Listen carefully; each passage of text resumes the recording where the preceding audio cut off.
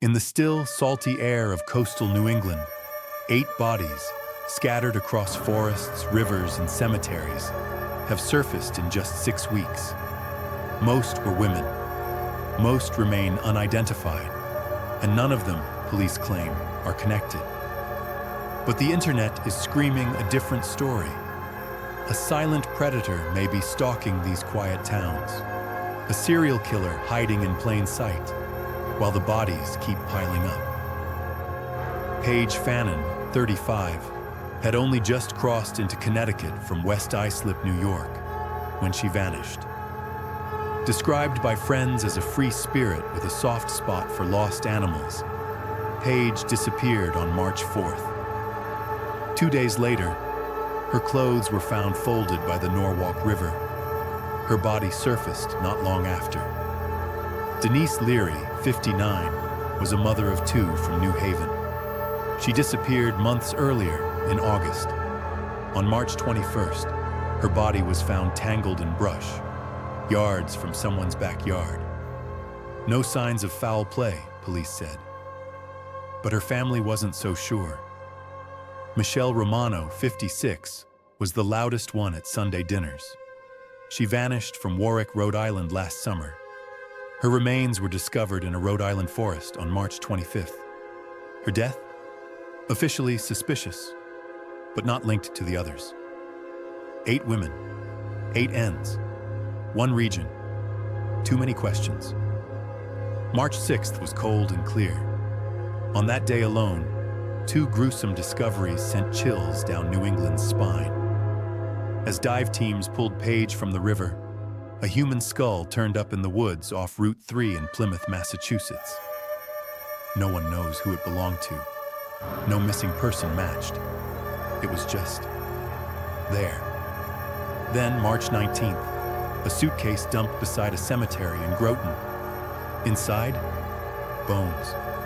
A woman, 40 to 60, pale-skinned. The coroner suspects Turner syndrome. Her body had been left there since mid-February. She had no name, only a silent grave. Connecticut police acted quickly with Paige.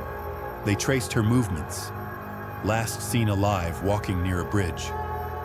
But there were no cameras, no phone pings, only wet footprints on muddy banks. In Killingly, Connecticut, on April 9th, a middle-aged woman's remains were discovered on Woodward Street. Her identity? Unknown. Cause of death? Also unknown. State police insisted, no known threat to the public. Springfield, Framingham, more remains, more silence. No connections, say authorities. Just coincidence, right? One detective claimed the women went missing months apart. Not a pattern, just tragic randomness. Social media, though, wasn't buying it. TikTok erupted.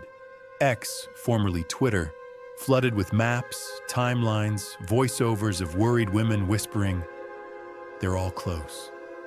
They're all women." And no one's saying anything. A Facebook group, New England Serial Killer, hit 65,000 members. It was part rumor mill, part community watch. Amateur sleuths analyzed victim ages, locations, even weather patterns, anything that might connect the dots. But every time a theory emerged, the police shut it down. "Don't rush to judgment," said Groton's police chief. But for many, that silence felt like neglect. There wasn't one. That's the terrifying truth. No fingerprints, no DNA matches, no confessions, not even a clear cause of death in most cases. Bodies too decomposed, timelines unclear, surveillance useless. The only commonality? Women, coastal towns, quiet, unguarded places where no one should die without explanation.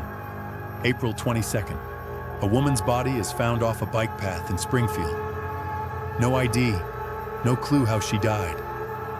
Just another woman on a growing list of the dead.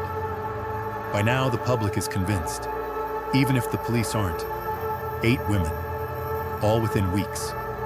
Most in places where bodies are rarely found. Most alone, most forgotten. What are the odds? The police say There is no serial killer. These are isolated tragedies, nothing to see here. But the internet says, look again.